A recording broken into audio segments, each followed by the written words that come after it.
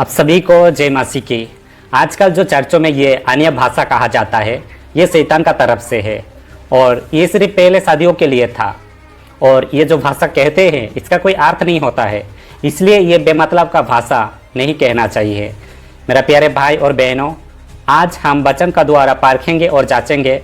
और आज मैं आप सभी को बताना चाहता हूँ कि अगर आप इस वीडियो को, थोड़ा वीडियो लंबा हो सकता है, अगर आप इस वीडियो को अंत तक देखते हैं तो 100% क्लियर हो जाएगा कि क्या ये पहले सदियों के लिए था, क्या ये शैतानी भाषा है, क्या इसका कोई अर्थ नहीं है, इसलिए हमें बोलना नहीं चाहिए। हर एक चीज़ इस वीडियो से क्लियर हो जाएगा। और मैं आप सभी को रिक्वेस्ट करता हूं, अगर आप वीडियो देखते हैं तो वीडियो को पूरा देखें, उसके बाद में आप अपना कमेंट करें।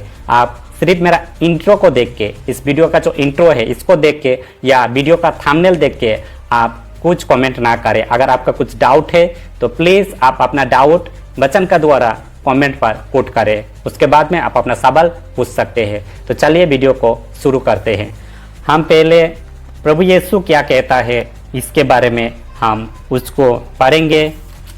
आप लोग मेरे साथ में वचन को निकाल सकते हैं। मार्कुस का 16 अध्याय उसका 17 वचन। ओके, आप वचन को खोलें और आप ये परखे कि मैं जो बता रहा हूँ ये वचन से है या मैं कहीं पर बाहर से लेके आता हूँ या मेरा मनगढ़ंत कहानी में आपको बता रहा हूँ। प्लीज़ अगर आप वीडियो देख रहे हैं, अगर हो सकता है तो आप वचन को ओपन करें। यहाँ पर यूँ लिखा है, विश्वास करने वालों में यह चिन्ह होंगे कि वे मेरे नाम से दुष्ट आत्माओं को निकालेंगे, नए नए भाषा बोलेंगे। नए नए भाषा बोलेंगे। कौन सा भाषा? यहाँ प्रभु यीशु मसीह खुद बोल रहा है, जो विश्वास करेंगे और बपतिस्मा लेंगे। विश्वास करने वालों में ये चिन्ह होगा। किसके बारे में बोल रहा है? विश्वास करने के बारे में बोल रहा है। मतलब जो विश्वास करेंगे, फ्यूचर में, अंत में जो विश्वास करेंगे उनमें ये चिन्ह होंगे कि वे मेरे नाम से दुष्ट आत्मा को निकालेंगे, नए नए भाषा बोलेंगे। नए नए भाषा का अर्थ क्या होता है? अगर आप बपतिस्मा लेते हैं, आप विश्वास करते हैं, तुरंत उसके बाद क्या आप जो भाषा नहीं बोल सकते हैं, मानो कि आप हिंदी बोलने वाले लोग हैं, आपको तमिल नहीं मालूम, तो क्या आप तमिल बोलने लग जाते हैं? ऐसा नहीं होता है ना, बिल्कुल नहीं होता है।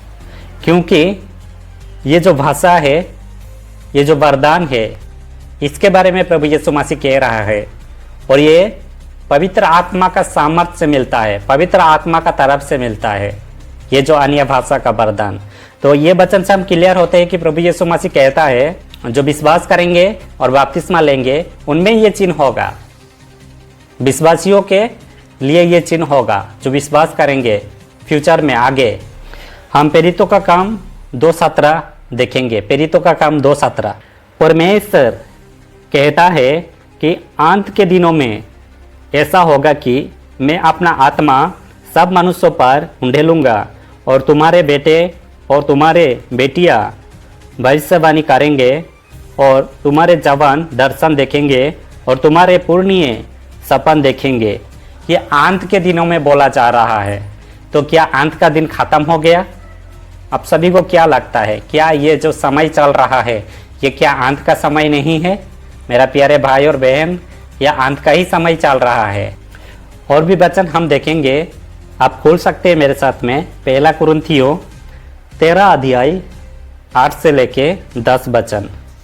प्रेम का भी टलता नहीं, भविष्यवाणी हो समाप्त हो जाएगा, भाषाएं हो तो जाती रहेगी, ज्ञान हो तो मिट जाएगा, क्योंकि हमारा ज्ञान अधूरा है और हमारा भविष्यवाणी अधूरी है, अधूरी। परंतु जब सर्वसिद्ध आएगा तो अधूरा मिट जाएगा। किसके बारे में बोल रहा है? प्रभु यीशु मसीह दोबारा जब आएगा उसके बाद में ये जो अधूरा है ये सब मिट जाएगा।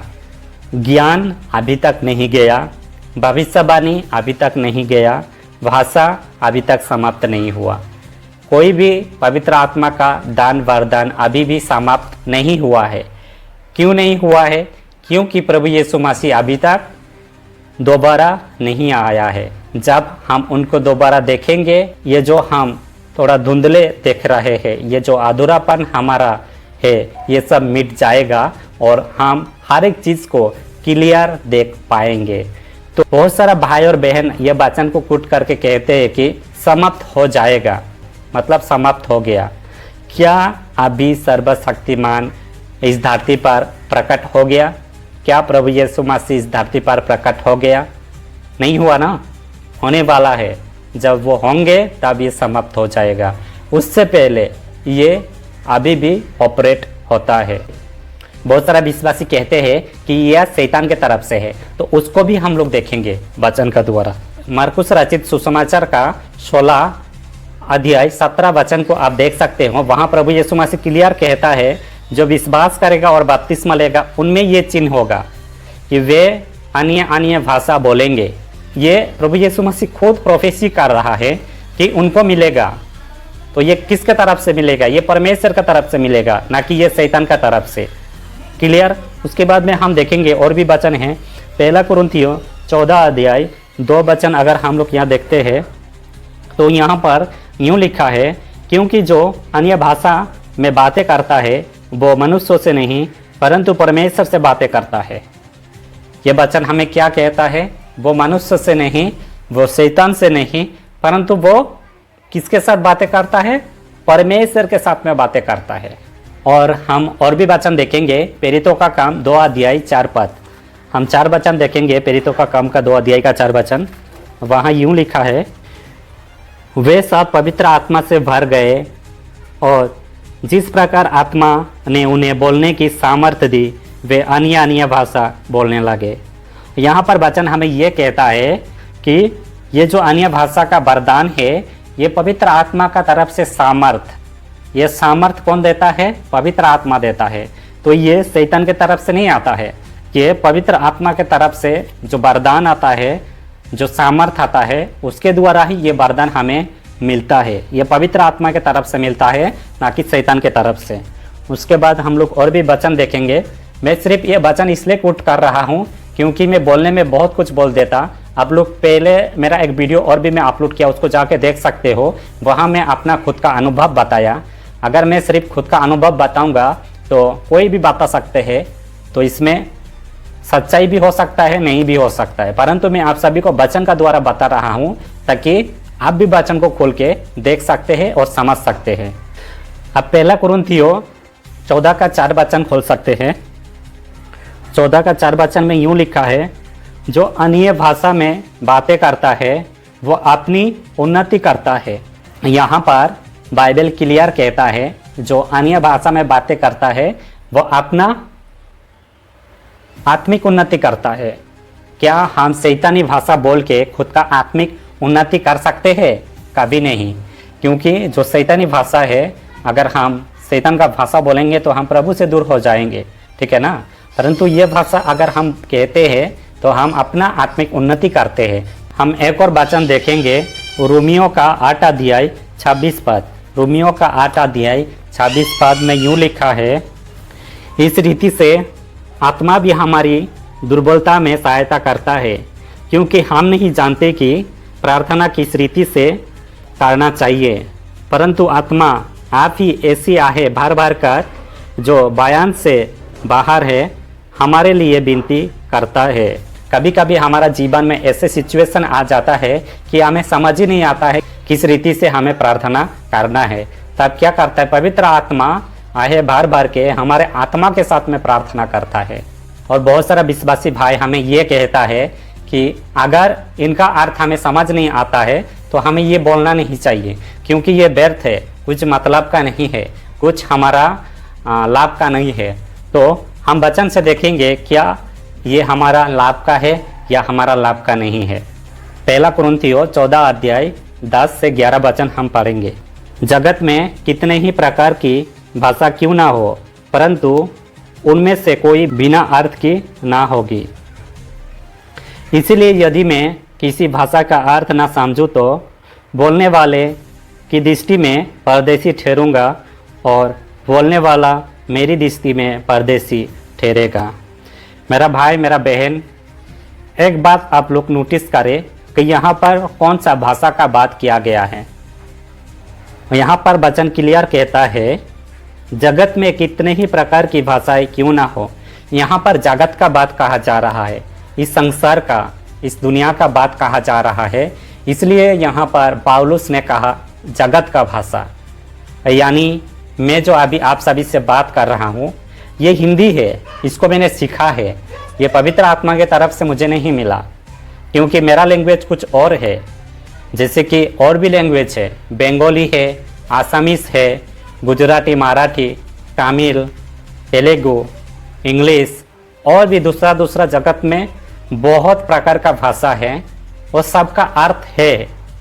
और इसका मतलब ये नहीं जो पवित्र आत्मा का तरफ से दिया गया वरदान अन्य भाषा आप कह रहे हैं, दूसरा समझ नहीं पा रहा है, इसका मतलब ये नहीं कि उसका अर्थ नहीं है। अगर आप किसी भी भाषा का अर्थ नहीं समझ रहा है, इसका मतलब ये नहीं है कि उसका अर्थ नहीं है, उसका अर्थ समझने वाला समझता है। कौन समझता है ये भी हम आगे देखेंगे। पहला कुरिन्थियों 14 का 2 अध्याय हम पढ़ेंगे फिर से, क्योंकि मैं एक ही वचन को बार बार यहाँ पर कोट करते जा रहा हूँ, क्योंकि ये वचन में ही सवाल का जवाब है। ये सब वचन में ही हमें हर एक सवाल का जवाब मिलेगा। क्योंकि जो अन्य भाषा में बातें करता है वो मनुष्य से नहीं परंतु परमेश्वर से बातें करता है, इसलिए उसकी बातों को कोई नहीं समझता, क्योंकि वो भेद की बातें आत्मा में होकर बोलता है। वो परमेश्वर से बातें करता है, इसलिए उसका कोई नहीं समझता है, वो भेद का बातें करता है। वचन क्लियर कहता है कि ये समझने की जरूरत नहीं है। वचन भी कहता है कि ये आप नहीं समझ सकते हैं, परंतु आजकल का विश्वासी इनको समझने में लगे हैं।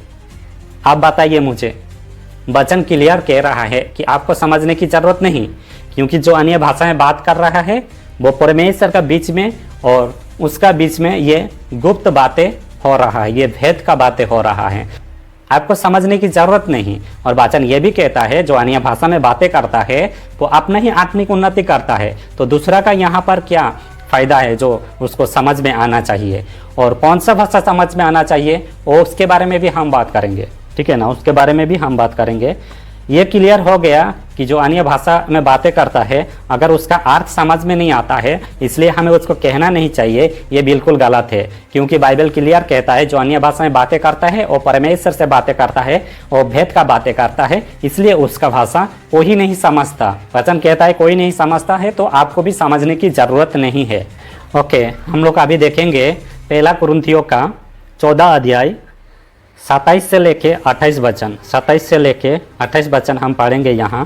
यहाँ पर यूँ लिखा है, यदि अन्य भाषा में बातें करनी हो तो 2 या बहुत हो तो 3 जन बारी बारी से बातें बोले, बारी बारी से बोले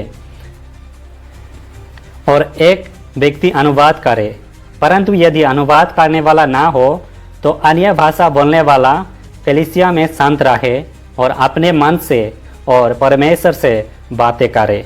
समझ रहे हैं ना, पौलुस यहाँ पर अन्य भाषा बोलने के लिए मना नहीं कर रहा है, परंतु अगर कलीसिया में अनुवाद करने वाला ना हो तो कलीसिया में ना बोलो, मतलब चर्च में बोलने के लिए मना कर रहा है जब अनुवाद करने वाला ना हो। अगर अनुवाद करने वाला है तो आप चर्च में बोल सकते हैं, अगर अनुवाद करने वाला नहीं है तो आपको बिल्कुल भी बोलना नहीं चाहिए।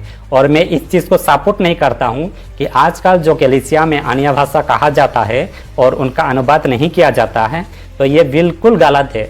हम वचन को देखेंगे, पहला कुरिन्थियों 12 अध्याय 10 वचन, पहला कुरिन्थियों 12 अध्याय का 10 वचन हम लोग देखेंगे।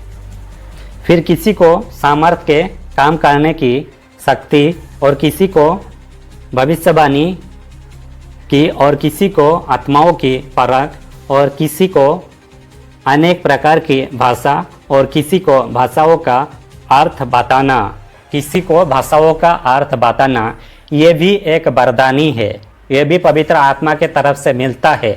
इसलिए आप बिना वरदान का ये अन्य भाषा का जो मतलब है इसको समझ नहीं पाएंगे, और इसके वजह से आप ये बिल्कुल भी ना कहे कि ये बेमतलब का भाषा है, इसका कोई अर्थ नहीं है। इसका अर्थ समझने के लिए आपको पवित्र आत्मा का वरदान चाहिए होगा। इसलिए मैं आपको गुजारिश करूंगा कि अगर आप अन्य भाषा नहीं बोलते हैं या उसका अर्थ आपको समझ में नहीं आ रहा है, तो आप परमेश्वर से प्रार्थना करें, पवित्र आत्मा से मांगे, ताकि आपको प्रभु यीशु मसीह के नाम से ये अन्य भाषा का वरदान और ये जो अन्य भाषा का अर्थ बताने का वरदान है यह आपको मिले।